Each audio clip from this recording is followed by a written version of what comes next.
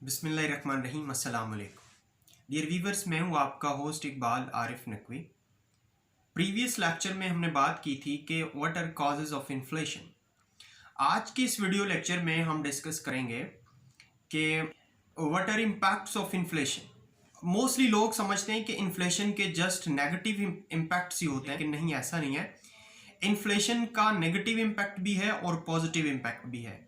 तो हम सबसे पहले इन्फ्लेशन के पॉजिटिव इम्पैक्ट्स को डिस्कस करेंगे कि इन्फ्लेशन के पॉजिटिव इम्पैक्ट्स क्या है।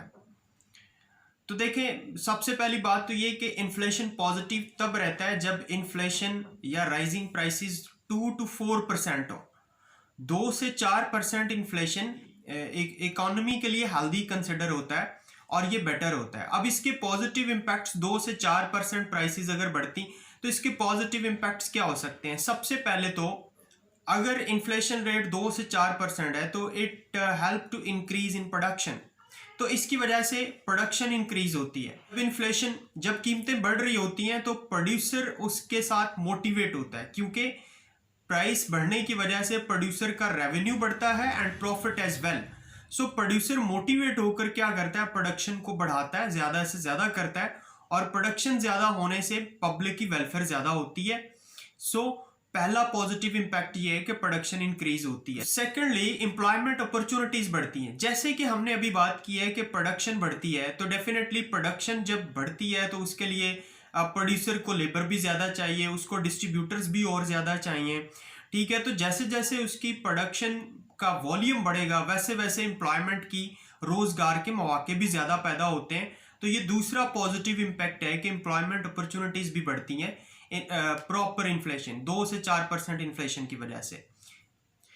तीसरा ये कि जब आपकी इकोनॉमिक एक्टिविटीज, प्रोडक्शन और एम्प्लॉयमेंट अपॉर्चुनिटीज बढ़ती हैं तो इसकी वजह से प्रोसेस ऑफ इकोनॉमिक डेवलपमेंट भी ऊपर की तरफ जाता है। आपकी मुआशी तरक्की जो है, आपकी मुआशी तरक्की भी होना शुरू हो जाती है इसकी वजह से।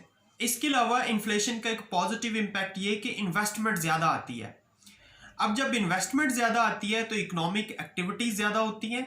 इकोनॉमिक एक्टिविटीज के बाद फिर क्या है कि इन्वेंशंस और इनोवेशंस, यानी इकोनॉमी के अंदर नई नई और बेटर और लेटेस्ट इजादात जो हैं वो आती हैं, जो कंज्यूमर की वेलफेयर के लिए बहुत अच्छी साबित होती हैं। इसके अलावा इन्फ्लेशन के दौरान चूंकि रेवेन्यूज बढ़ते हैं, प्रोडक्शन की वजह से रेवेन्यूज बढ़ते हैं, तो डेफिनेटली प्रोड्यूसर्स के प्रॉफिट्स भी बढ़ते हैं और के इन्फ्लेशन का एक गुड साइन है।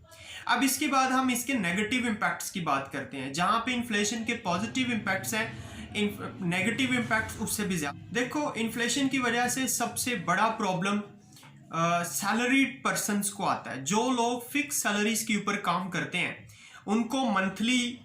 उनको मंथली सैलरी तो वही मिलती है, लेकिन जब प्राइसेस बढ़ जाती है, इन्फ्लेशन बढ़ जाता है, तो डेफिनेटली उनके एक्सपेंडिचर्स इंक्रीज कर जाते हैं, जबकि इनकम उनकी वही रहती है।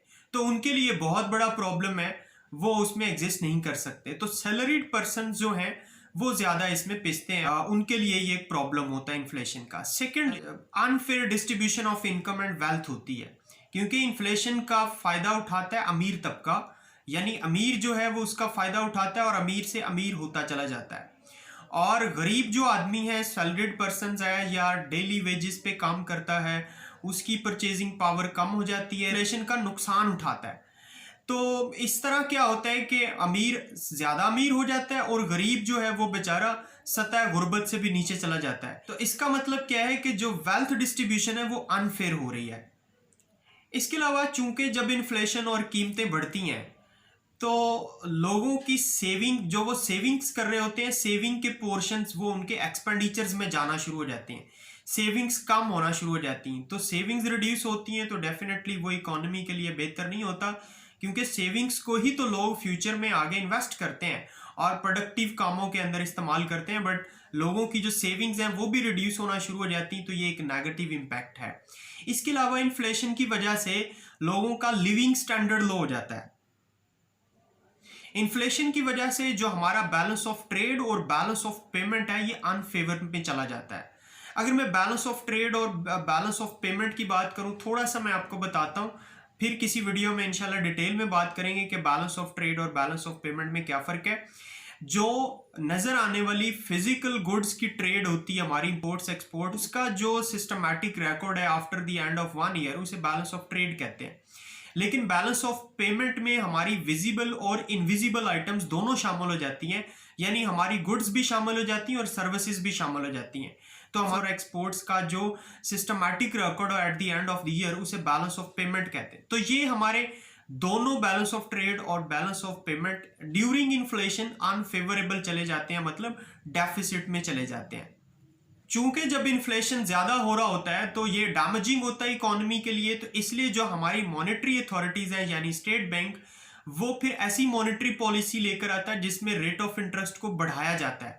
तो ये एक नेगेटिव इंपैक्ट के रेट ऑफ इंटरेस्ट ज्यादा हो जाता है, जिससे इन्वेस्टमेंट, फर्दर इन्वेस्टमेंट डिस्करेज होती है। अच्छा, दूसरी बात यह है कि इन्फ्लेशन जब कीमतें बढ़ती हैं और चीजें लोगों की अप्रोच से बाहर हो जाती हैं, वो खरीद नहीं सकते, तो मुआशरती बुराइयां, सोशल एविल्स बढ़ना शुरू हो जाती हैं। लोग जो हैं वो चूंकि उनकी पॉकेट में रुपया पैसा नहीं होता, वो चीज़ों को अफोर्ड नहीं कर पा रहे होते, तो वो दीगर जो सोशल एविल्स हैं जिसमें करप्शन है, जिसमें स्मगलिंग है, जिसमें रिश्वत है, इस तरह की दीगर जो सोशल एविल्स हैं या चोरी डकैती, इस तरह की जितनी भी सोशल एविल्स हैं उसके अंदर लोग मतलब पार्टिसिपेट करना शुरू कर देते हैं और लोग उन सोशल एविल्स को इख्तियार कर लेते हैं। और इसके अलावा कंज्यूमर्स के लिए बहुत बड़ा प्रॉब्लम बनता है इन्फ्लेशन में, क्योंकि कंज्यूमर्स की जो परचेजिंग पावर है वो लेस हो जाती है और वो इंस्टेंटली उसके नुकसानात उठाते हैं और उनका लिविंग स्टैंडर्ड लो हो जाता है। और सबसे बड़ी बात जो इन्फ्लेशन है वो गरीब लेबर, पुअर लेबर के ऊपर बड़े बैड इफेक्ट्स, क्योंकि वो बेचारे दिहाड़ीदार होते हैं, डेली का कुछ कमाते हैं, 1800 कमाते हैं, लेकिन कीमतें जो बढ़ती हैं उनके 1800 में तो इंक्रीमेंट नहीं होता, लेकिन कीमतें जब बढ़ती हैं तो उनके जो नेसेसिटीज़ या मतलब नेसेसिटीज़ ऑफ लाइफ होती हैं, उनकी प्राइसेस बढ़ती हैं, तो डेफिनेटली वो उनकी एक्सेस से बाहर चली जाती हैं और वो क्या करते हैं कि वो बेचारे उसमें सफ़र करते हैं। और फिर इन्फ्लेशन की वजह से चूंकि लोगों की परचेजिंग पावर लो हो जाती है और वो 100% चीज़ें जो ख़रीदना चाह रहे होते हैं वो नहीं खरीद पाते, तो डेफिनेटली वो फिर अपनी कंजम्पशन को कर्टाइल करते हैं और कई चीज़ों के ऊपर जब कट ऑफ लगता है तो इट्स मीन कि उनका लिविंग स्टैंडर्ड लो हो जाता है।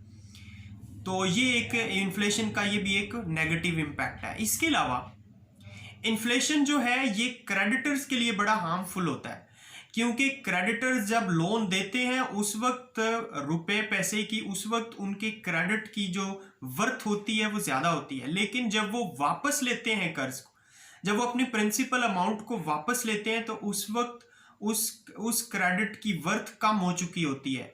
तो क्रेडिटर्स के लिए भी बेसिकली जो इन्फ्लेशन है वो हार्मफुल होता है। तो ये थे इन्फ्लेशन के पॉजिटिव और नेगेटिव इम्पैक्ट्स। इंशाल्लाह अगले लेक्चर वीडियो में हम ये बात करेंगे कि हाउ टू कंट्रोल इन्फ्लेशन और what are the measures of inflation. अगली वीडियो तक अपना बहुत सारा ख्याल रखिएगा। वस्सलाम।